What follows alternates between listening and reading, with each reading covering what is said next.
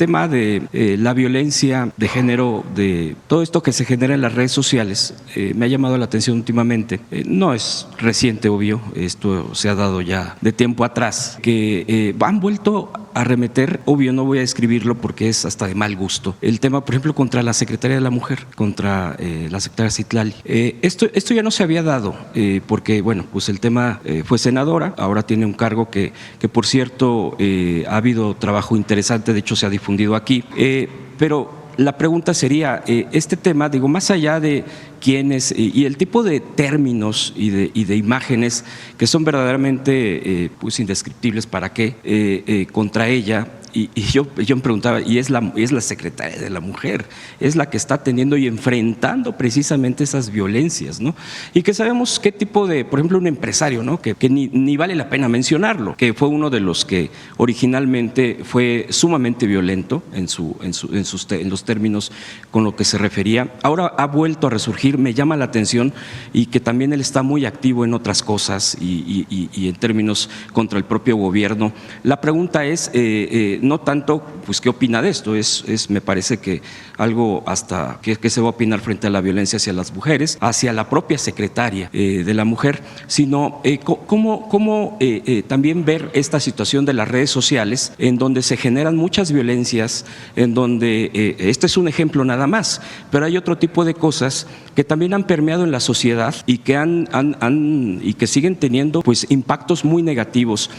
Ya se ha llegado a comentar, ¿no?, este tema de la regulación de las propias plataformas que proveen las redes sociodigitales, como se le menciona oficialmente, pero bueno, hay un debate donde dicen no hay que regular eso es de otra manera, etcétera. ¿Cuál es su postura de usted frente a este tipo de cosas?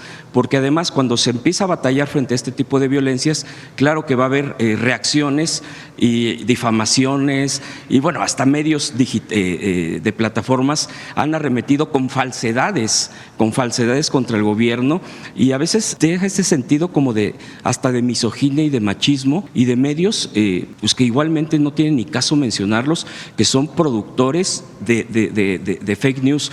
Y también en este sentido, el principal proveedor de información del país pues es la mañanera, en este caso la mañanera del pueblo, como ya se ha denominado, y también mucha gente en los estados pregunta, ¿por qué no se puede ver o escuchar la mañanera en todos los medios públicos? Esa es otra de las preguntas que han hecho. Por ejemplo, el día de ayer, bien dijo un periodista, fue duro, concreto y con todo, ¿no? En una mañanera que, bueno, estuvo muy claro el día de ayer el tema del Infonavit, que fue una información tremenda, pero que la población muchas veces quiere saber. Claro, algunos aprovechan que tengan algún señal de internet en la tarde con alguna plataforma, pero los medios públicos en este sentido, Presidenta, ¿qué papel también están jugando? Digo, algunos sí lo están haciendo, el tema de la difusión, pero la gente que va al trabajo, la gente que va a la escuela, etcétera, quisiera tener en la radio, porque la mayoría de las estaciones de radio, perdón, pero es pura mentira, es casi basura, y lo digo con todo respeto. Entonces, ¿cómo se puede generar este tema de que las mañaneras se pueda escuchar, se pueda ver en todo el país? Digo, ¿por qué no tener esa posibilidad? Obvio, con los recursos que se tienen, con los medios que se tienen, que son públicos. De los privados, obviamente, pues espera que quieran algo a cambio, eso es muy obvio, y eso es lo que les ha dolido a muchos, el tema del dinero. Yo creo que son varios temas, ¿no? A ver, el tema, yo creo que de la oposición, de los adversarios a nuestro movimiento, al gobierno, que la verdad es que se han quedado sin argumentos. A mí la verdad es que cuando hay estos comentarios tan machistas, de odio, pues es que ya no hay argumento. O sea, todo esto que decían, les van a quitar los ahorros a los trabajadores con la reforma al Infonavit, y ayer Octavio presenta las corruptelas y abre la cloaca que hubo ahí durante tantos años, y entonces sí hay algunas columnas hoy, ¿no?, del Infonavit, pero entonces dices, a ver, ¿cuál es el argumento? Pues lo que se quiere es proteger el ahorro de las y los trabajadores y hacer vivienda y la transparencia. Entonces pues, se les cae el argumento. ¿Qué otro argumento hay? Que la presidenta no gobierna, ¿no? Porque quieren, en realidad quien gobierna es una alianza entre no sé quién. Pues ¿qué argumento es ese? No tiene sustento, es puro chisme y un machismo así, pero absolutamente revelador de quiénes son, ¿no? Que el pleito Adán Augusto Monreal, no, bueno, hacen un escándalo eso, porque no tienen argumentos políticos de proyecto. No hay ideas, no hay nada. Entonces lo que hay es un ataque permanente, lleno de bots además, de mucho dinero, porque nosotros hacemos análisis ahí, Paulina los hace de bots, sobre todo de la red X. Entonces, a ver, que viene la crítica, 80% de bots, bueno, pues, ¿qué caso tiene ni siquiera hacerle caso? Por ejemplo, sale una tendencia Infonavit antes de ayer, ¿no? Porque ayer pues ya cambió, porque como salió la información de la corrupción, pues entonces era Infonavit.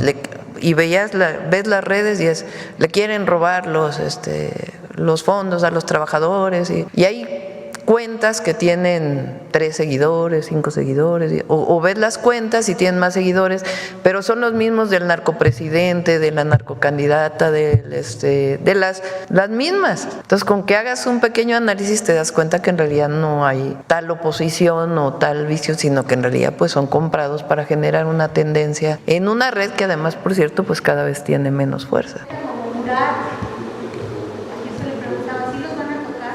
No, pero no es un asunto de si se van a tocar, se presentan las denuncias y lo que se haga. Es que este es un asunto político, ¿no? Ahora quieren hacerlo político, no es político. Es un asunto de defensa del ahorro de los trabajadores. Pero ustedes están poniendo nombres. La mayor corrupción de lo que se mencionó ayer se dio en el último periodo de Peña. Y otras que vienen de antes, ¿no? Pero además una visión del Infonavit de cobrarle y cobrarle y cobrarle a los trabajadores. O sea, de que nunca acabes de pagar tu deuda a través de créditos de años y años y años de pago o desalojos porque no se podía pagar la vivienda.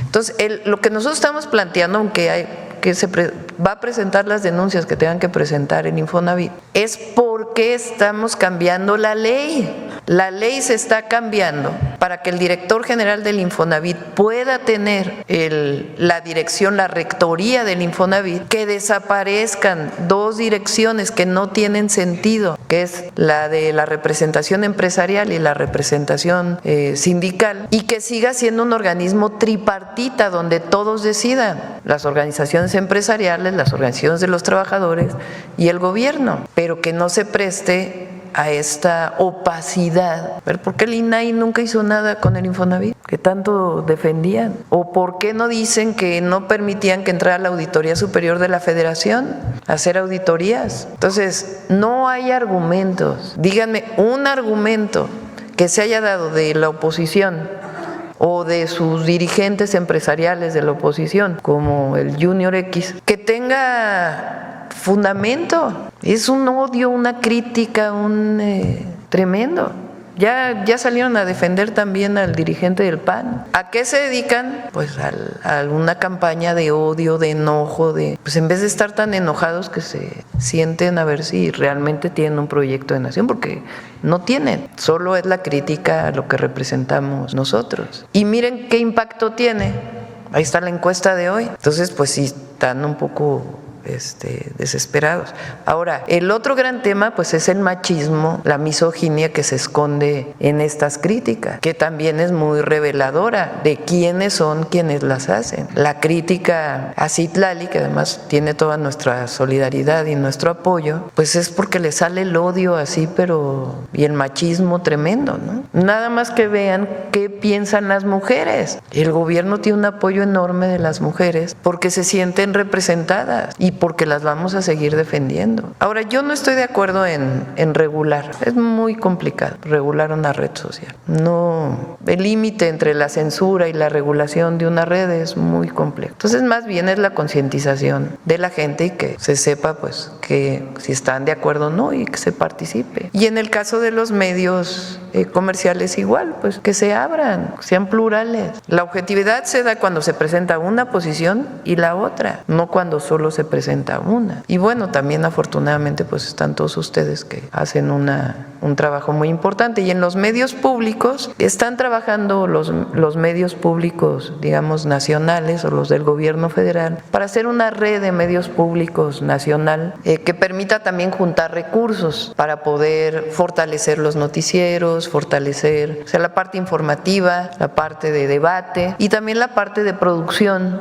que también tiene que tener una visión distinta. Están pensando en producir series, producir documentales, principalmente sobre la historia de México. Entonces sí, se están buscando coordinar en una red de medios públicos y también pues darle continuidad a lo que se hizo aquí el día que hicieron el Congreso de Medios Alternativos, ¿no? Que pueda seguir floreciendo en México, ¿no? La difusión de las mañaneras pues ya depende también tampoco queremos nosotros que se imponga algo, ¿no?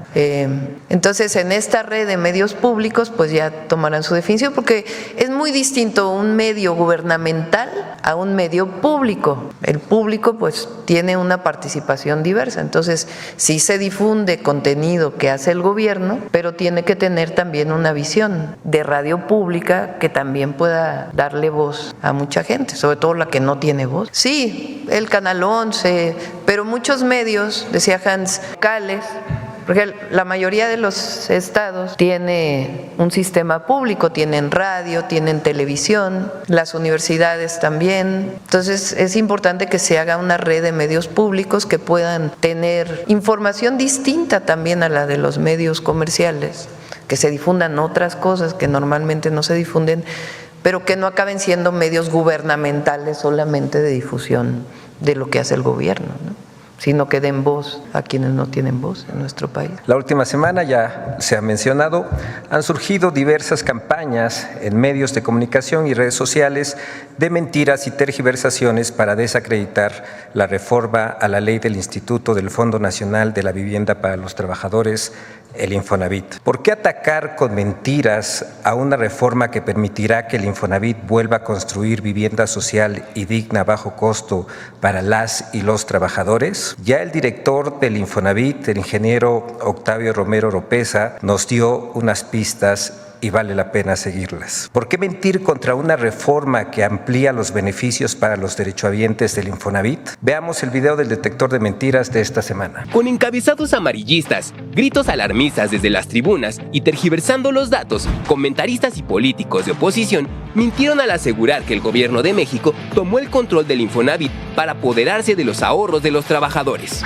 1. El gobierno de México dispondrá de la cuenta personal de vivienda de los trabajadores. ¡Mentira! El Infonavit es un organismo de servicio social que administra el Fondo de Vivienda de los Trabajadores de México y es facultad de su Consejo de Administración, compuesto de manera tripartita por representantes de los trabajadores, de los empleadores y del Gobierno de México, decidir sobre las inversiones que realice el instituto y los financiamientos que obtenga. Esta facultad no es nueva ni se le dio al Infonavit a partir de la reforma recientemente aprobada. Además, el texto de la reforma especifica que en ningún momento implicará el destino de recursos del fondo en beneficio de personas que no sean derechohabientes. 2. El gobierno de México tomó por asalto al Infonavit. ¡Mentira! La reforma mantiene la composición de la Asamblea General y el Consejo Administrativo del Infonavit. Solamente reduce el número de integrantes de estos órganos, conservando la integración tripartita y la representación paritaria. La reforma no otorga nuevas facultades del Gobierno de México sobre el Infonavit. 3. La empresa filial del Infonavit construirá 1 millón de viviendas. ¡Mentira! El programa de vivienda y regularización del Gobierno de México contempla la construcción de 1 millón de viviendas a lo largo de la administración de la presidenta Claudia Sheinbaum, de las cuales 500,000 serán construidas por el Infonavit a través de una empresa filial y las otras 500,000 por la Comisión Nacional de Vivienda. 4. La Secretaría de Hacienda no garantizará los recursos del Fondo de Vivienda del Infonavit. ¡Mentira! Es el Infonavit quien administra el Fondo de Vivienda de los Trabajadores de México, no la Secretaría de Hacienda, y es independiente al presupuesto de egresos de la Federación, elaborado por la Secretaría de Hacienda. Además, el programa de vivienda y regularización con el que se construirán 1 millón de viviendas implicará la inversión federal de 600,000 millones de pesos.